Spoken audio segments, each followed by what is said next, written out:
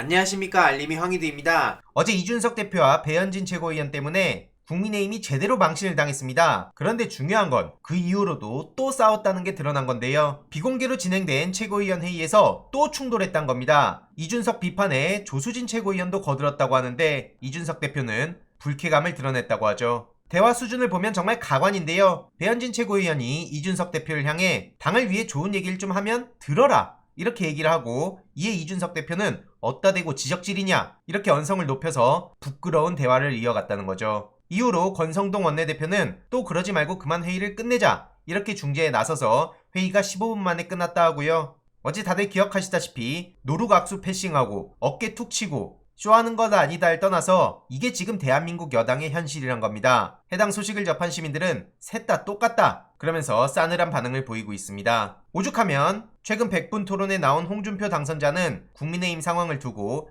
애들 장난하냐, 이러면서 따끔하게 지적하는 목소리를 냈습니다. 그만큼 부끄럽단 얘기를 하는 건데요. 이후로 장제원 씨는 대통령 돕는 정당 맞냐, 이렇게 목소리를 높였고요. 어쨌든 중요한 것은 최근 글로도 말씀드렸듯이 이준석 성상납 증거인멸 교사 의혹 앞에선 왜 이렇게 침묵하는지가 궁금할 따름입니다. 민주당도 포함해서 여야 정치인들, 여성단체, 일부 언론에 질문을 했습니다. 애초에 윤리위 징계 논의를 대선 지선 이후로 미룬 판단부터 잘못된 거 아닙니까? 심지어 성상납 의혹은 박근혜 퀴즈로 주목받던 무렵 그때 불거진 문제인데다 증거인멸 교사 만행까지 드러났습니다. 게다가 이준석 대표는 공정, 능력주의, 청년 정치를 표방해오지 않았습니까? 지금은 무려 서열 7위의 여당 대표이기에 더더욱 심각한 문제인데요. 민주당도 저렇게 관대하게 대해달라는 게 아니고 엄격한 잣대를 똑같이 들이대고 똑같이 검증하고 똑같이 책임을 물어야 정상 아니냐는 겁니다. 그런데 여성단체를 비롯해서 민주당 내부에서도 성 관련 문제에 목소리를 높이던 분들이 침묵하고 있는데 어느 순간 이같이 의문을 가지는 것조차 낙인 찍힐까 두려워서 쉽게 말도 못 꺼내는 게 지금 현실입니다. 여기저기서 손가락질 받더라도 청년들이 앞장서서 과감하게 목소리 안 내면 오히려 성평등한 사회로 가는 길이 더 멀어지고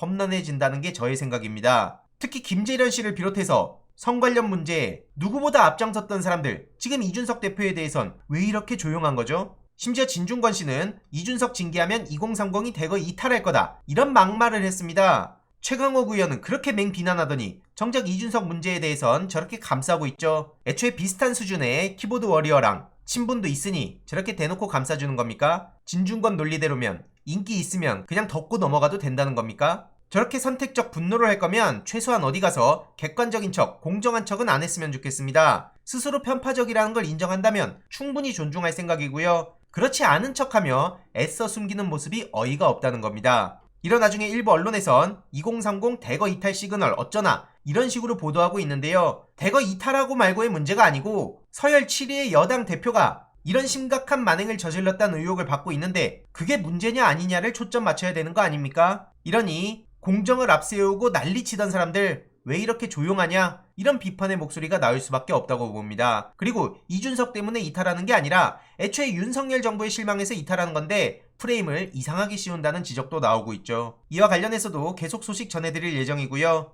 다시 말씀드리지만 지금 침묵하는 사람들 똑똑히 기억해야 된다고 생각합니다. 오늘 오전 윤석열 대통령이 주 52시간 개편 논란에 정부 공식 발표 아니다, 이렇게 성긋는 모습을 보이지 않았습니까? 이후로 권성동 원내대표와 서로 말이 안 맞아서 이 또한 논란이 불거졌는데요. 윤석열 대통령은 권성동 원내대표의 주장과는 달리 보고를 못 받아서 아침에 언론 나와서 확인했다라며 일단 진화하는 제스처를 취하고 있는데, 여당에선 적극 지원 사격을 하며 여론전을 펼치는 등 총대를 매는 모양새라는 얘기가 나오고 있습니다. 한마디로 쇼를 한다는 생각밖에 안 드는데요. 장관 발표마저 공식이 아니라는 윤석열 대통령에 대한 비판의 목소리도 점점 더 커지고 있죠. 국민 혼란만 가중했다는 지적을 피할 수가 없고요. 최근 국정원 내부도 발칵 뒤집혔습니다. 국정원의 새로운 원론으로 61년 전에 나왔던 음지에서 일하고 양지를 지향한다, 이게 유력하단 건데요. 신형복채를 바꾼다고 하죠. 이에 대해서는 대한민국이 위기인데 저런 식으로 문재인 전 대통령에 대한 뒤끝과 열등감을 표출하며 구호 바꾸는 게 그렇게 시급하고 중요하냐, 이런 비판이 나오고 있고요. 게다가 국정원 1급 부서장 전원 대기 발령 조치를 취했다고 하는데 이에 대해서 내부가 발칵 뒤집혔습니다. 국정원 1급 부서장 27명 전원이 모두 교육원으로 대기 발령이 났다는 건데요. 내부 관계자에 따르면 보직에서 다 내보내고 업무에서 손을 일단 떼게 한 것이라며, 또 다른 관계자는 정권이 바뀌었다고 이렇게까지 인사한 적은 없었다, 그렇게 분노를 표출했습니다. 해당 소식을 접한 시민들은 독재란 무엇인지 직접 보여주는 것 같다, 박정희 때로 돌아가고 싶은 거구나, 또 국민의힘 사람들로 꽉 채워서 온갖 일들이 벌어지겠구나 라는 우려의 목소리가 나오고 있는데요. 최근 민주당 김성주 의원은 윤석열 대통령을 향해 평생 남 뒷조사나 해서 감옥에 쳐넣은 검찰 출신이다, 그런 의미에서 애초에 기대도 안 했지만 집권 초기에는 좀 더 잘하려는 노력을 해야 되진 않겠냐, 이렇게 직격한 건데요. 유류값은 치솟고 물가 상승도 계속되고 환율이 오르고 성장률은 떨어지면서 경제 위기가 다가온다는 경고가 연이어 나오고 있는데, 국민의힘 내부와 윤석열 정부는